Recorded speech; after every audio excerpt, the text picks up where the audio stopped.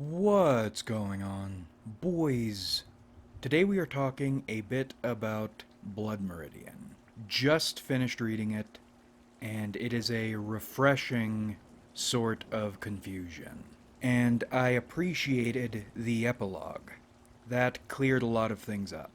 My mentor in university met McCarthy and said he was a son of a bitch who kept trying to one-up him. And I can see it.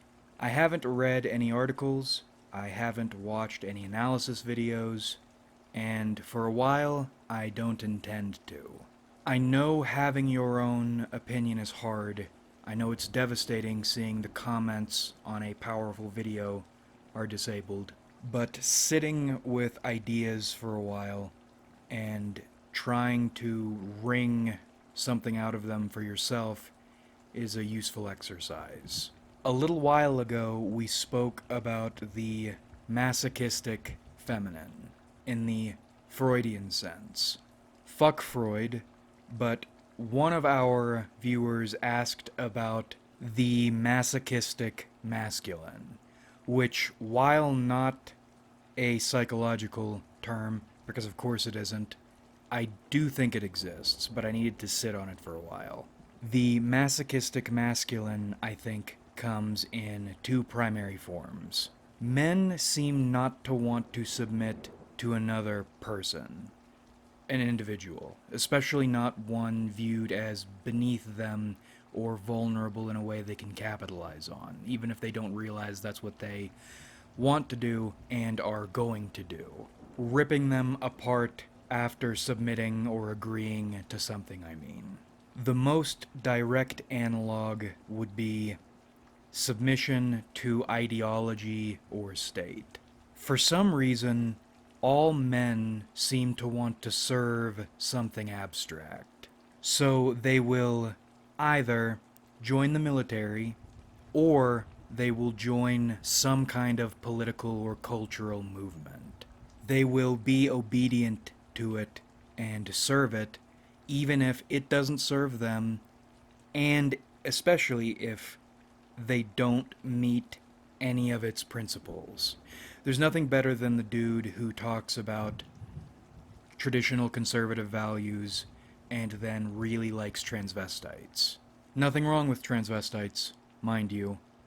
Not for me, but I am calling out this hypocritical thing.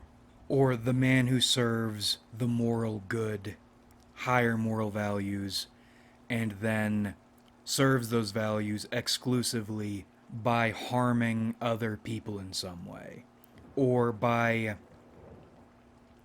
ranking himself on the goodness scale using his relationship to his enemies. And I think this is because men want to feel powerful, they want to have power, and they want to feel justified in their using power, particularly in aggressive ways. So they will submit their power, what little power they have, because they probably have almost no power, that's why they're doing this, to feel they are, by aligning their minds with this movement, wielding the collective power of the movement.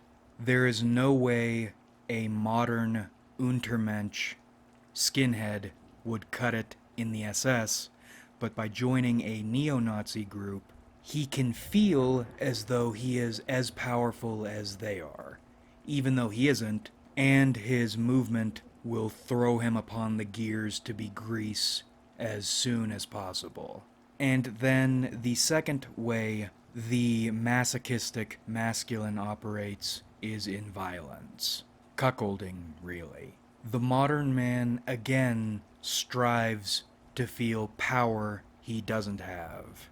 Ergo, he worships the idealized man who has this relationship with violence he will never have. I think it's no mistake Fight Club is one of these staple dude movies. And it's also why, in O'Neillian terms, it is the holy grail of whiteness. Fantasizing into reality a man who can commit violence the way you can't.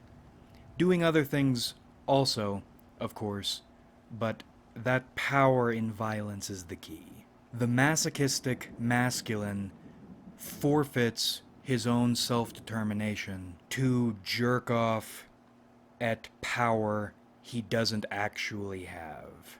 You're living through your chosen bull vicariously. And I don't think your QT Tradcath wife would appreciate that or approve of it. Now, this channel is in an interesting position, useful position, in that our audience is rather diverse. Diversity is our strength. So I'll put this to the women in the audience. Does your forfeiture of self-determination take an ideological and a violent form? Or is it exclusively about getting topped by a dude who could abuse you but doesn't usually? These modes are parades of sadness. Joytan won't weep for you, but Medeba will grit her teeth at you. Now, the reason I bring these topics up in relation to Blood Meridian, the judge is the one it seems like people go for. But I don't really know what to make of the bastard yet, other than he's really neat. I was enraptured with his mystique and his horror. I'm interested in all the weird shit he does and his opinions on them, but it really is like Lovecraft. The more he starts to explain what it is he's doing and why, the less it makes sense. And I think that scene on the beach is a good indicator of what you're supposed to be feeling or thinking about, maybe. Things where sons go to drown. Things an animal ponders that men can't even begin to ponder, or are born with an understanding of, maybe. Again, I don't know. Refreshingly confusing. I'm most interested in Glanton. He's someone I can really sink my fucking claws into. I want to be half as cool as Glanton when I grow up. Glanton can fuck my wife. Glanton sticks out to me because he's like a monk. He's a mystic. He's an adept in the temple of violence. And there is a moment, blink and you miss it, he has an initiation moment. The moment he actualizes. And not a lot changes, but it's there. So for those who aren't familiar with Blood Meridian, the book, for the most part, follows this Indian hunting warband across their hijinks that ensue. And it's foul. And it's foul because it's real. This sort of stuff happened. This sort of stuff still happens. Literally in some parts of the world, and in a debased state, a false state, in the first world. And Glanton is the honcho. And it's odd because he is the leader, but he almost never feels that way, but everyone feels it, that he is the leader. I think it's interesting that when Glanton dies, he's the one people ask about. The purpose he serves for all these men is never explicitly explained, but everyone feels it. I was feeling it. And I think it's telling, again, that he's the one people are upset about seeing die, of everyone who dies. So some Glanton moments that I have been and am going to be sitting with for a while and trying to make sense of. One of my first, oh shit, moments, the sort of moments you have to put the book down and pace back and forth for 30 minutes thinking about it, happened when they ride into a camp and they find this old woman they're looking for, they're supposed to kill. I don't remember the details. But she's not running, she's not fighting, she is sitting up against a wagon, waiting. Glanton walks up to her, she doesn't resist, and he asks her a question about a horse off to her right. Or maybe it's a mule or something, I don't remember. But eventually she turns her head to look to see what he's talking about, and then he draws his right pistol and shoots her in the back left part of her head. And then she slumps. And that's it. Of all the rough moments in the book, that was one of the first ones that really made me pause. Because it happened so quickly, and it was so final. But what made me think was that a mercy?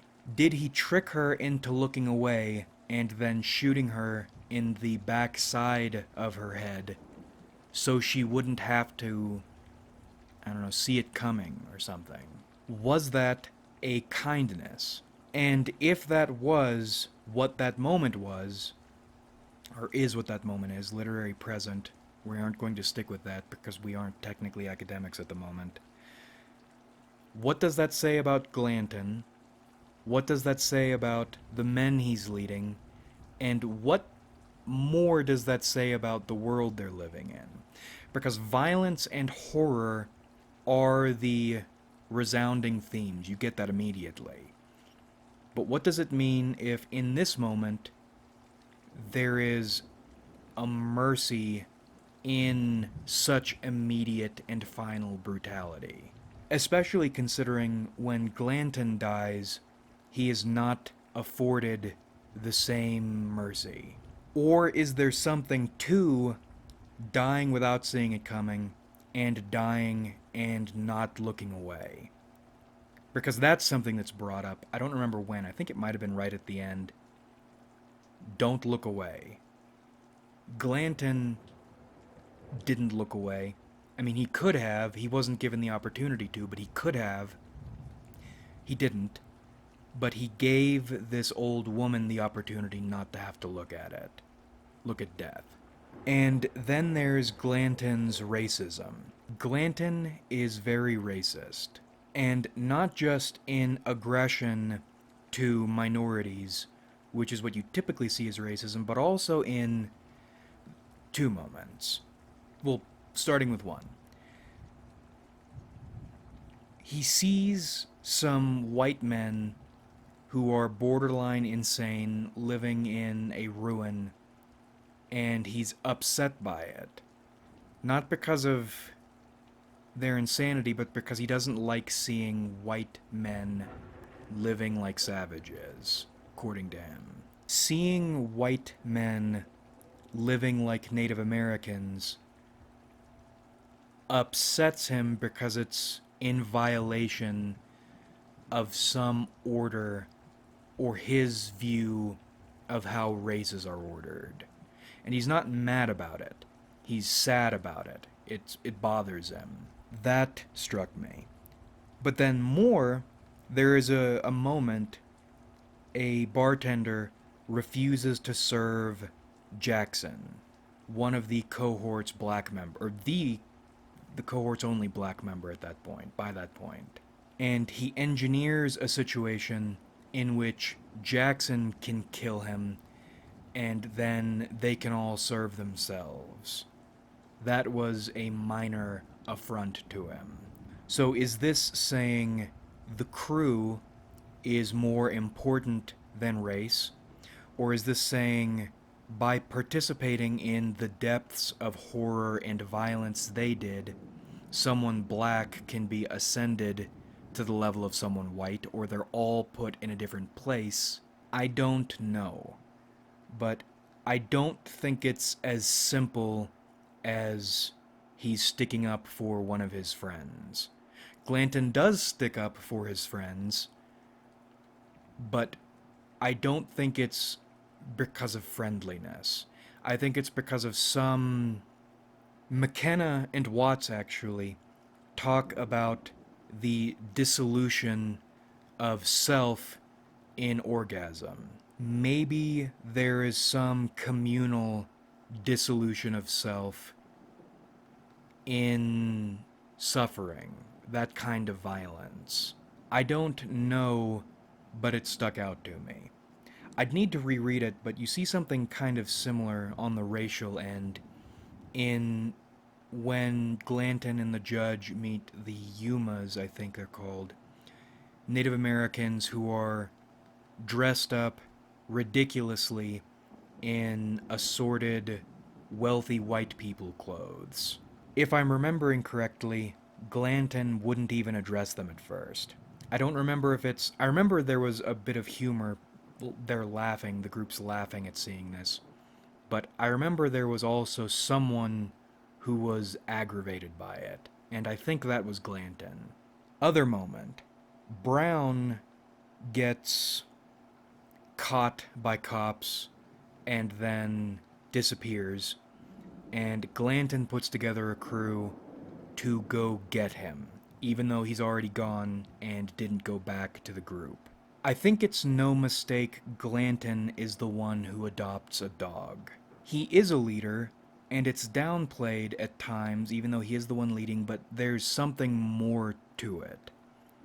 He's a leader, I think, not just of men in violence, but of men in some kind of communal spirituality found in violence. And again, I think it's no mistake the judge doesn't start acting judgy to the crew until after Glanton is dead. There's a lot to the judge, way more than I'm understanding, but very obviously violence is important to what he is. I don't think violence is all he is, but it's a huge component. And I should remind you here, the most fertile texts are not coded messages. Futura Sound worded it better than I ever could have, and I don't even think he's a literary academic. I think he's just a really damn good video essayist. The best texts, or media, in his case games, create languages by which you can form new sentences. So when you're grappling with a difficult piece of media and feel you aren't understanding everything the way you should be, good. That is exactly the way you should feel. If you feel you understand a complicated piece of text, have mastered it, piece of media, text, got that mixed up. If you feel you've mastered something that's on another level, you are limiting your ability to create knowledge. So I don't understand the judge completely, and thank God for that. Both as an academic and as a person. I don't know if I want to understand the judge as a man. That seems like a good road to madness.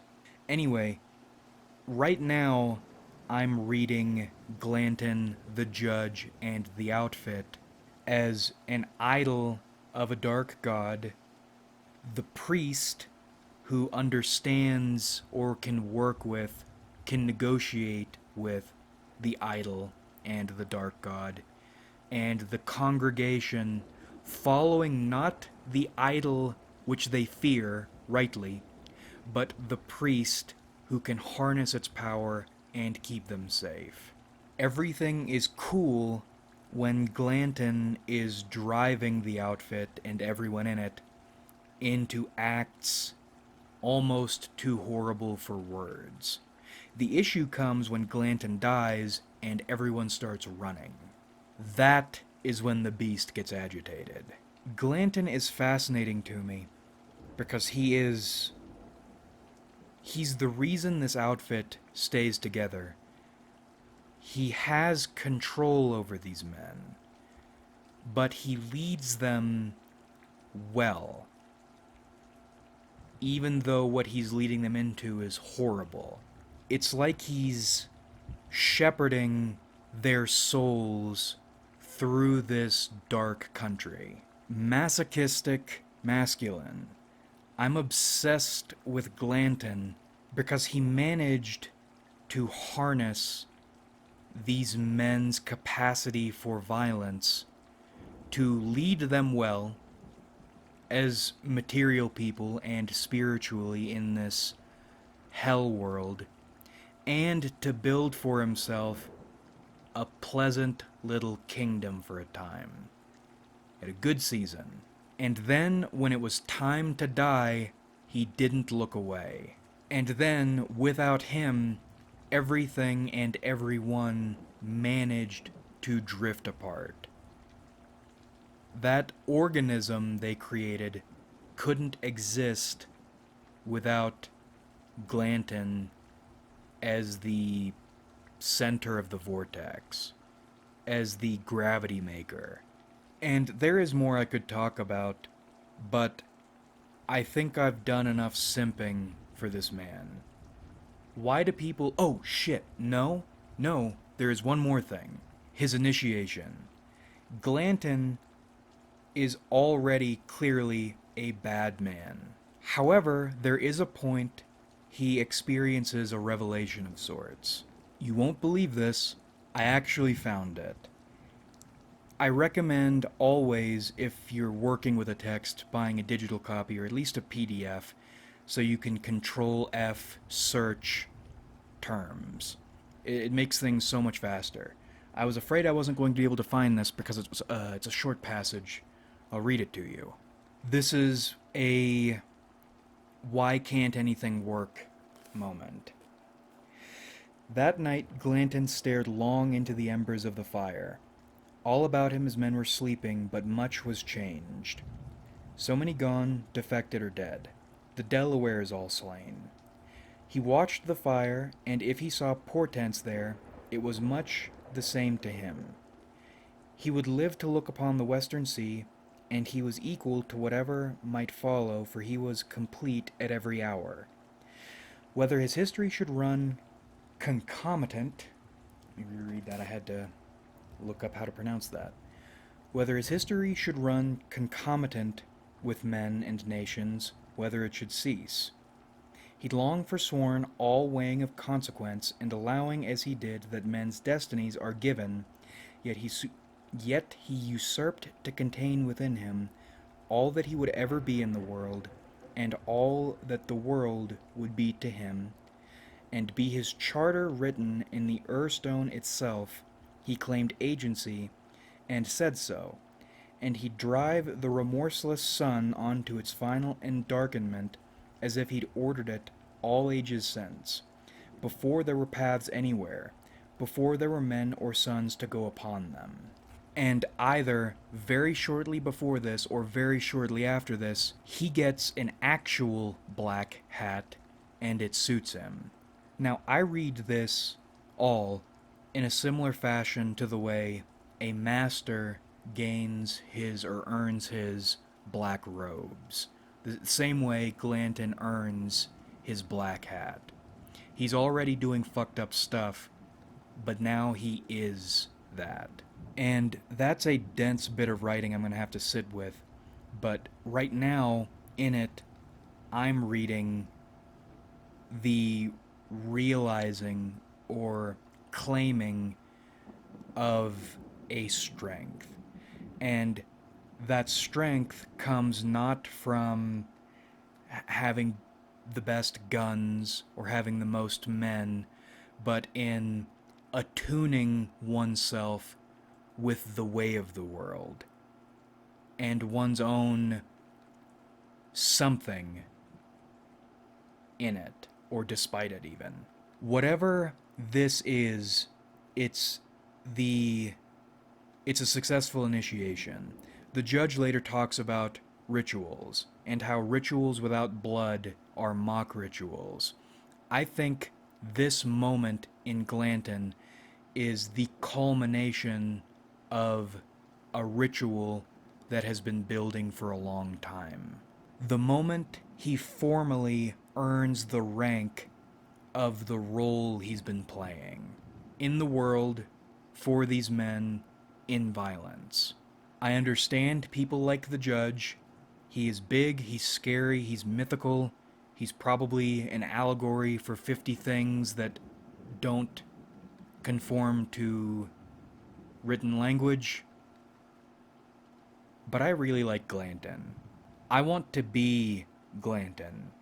As close as I, a toothless nobody, can come to being him. Or performing that role in whatever way I'm supposed to serve it. A channeler of a righteous something whose loss will be felt until he can be replaced. And he can be. They were playing warband in real life. They lived the meme of watching one's morals leave their body upon realizing they can get rich doing fucked up shit they were built to do. The Lockheed Martin memes is the ones I'm talking about. It took me a long time to get through because I tend to prefer stories with lots of dialogue. That's another reason I like Hemingway. He writes despite focusing a lot on action and writing lots of descriptions, Hemingway's stories are very character focused. But I liked this one even though it took me a while. And I just gosh darn realized this actually does touch on another thing I've been thinking a lot about lately. This Americanism, masochistic masculine at work, still. I desperately want to be a patriot of a country that I don't think was even lost. Maybe we never even had it. Because if we did lose something essential to the United Statesian identity, the racial spirit, we lost it a lot longer ago than people would be saying we lost it. But if you go back and read, it seems like we never even had it. But if that's the case, then what is this alternate America that is so powerful? What is this thing we are but aren't, we don't have but never lost because we never had it to lose in the first place? Whatever it is, something I've been thinking about for a while now. Blood Meridian, everything in it has something to do with it. But we will figure that out another time. Maybe. With that about rippity wraps this one up. I hope you enjoyed watching, so I certainly enjoyed making it. Like if you enjoyed, because it helps me out a lot. Subscribe if you haven't, because we do this shit sometimes. And comment your thoughts, because I love hearing from you. Thanks again for watching, everybody. Really, we have a lot of fun on this channel. So much fun, in fact, you can put it in a book and make it really dense and difficult, not to read, but to understand. And thank God for that, at least. Holy shit. Some books, specifically modernist books, I like modernism, but Jesus Christ, it's like they don't want you to read them. And I know that's the point, but fuck. Shit. Thank you, here, Mr. McCarthy, for at least making it dense and not intentionally malicious toward my eyes. And that's what I'm doing on this channel, and I look forward to doing this with you guys again in the future.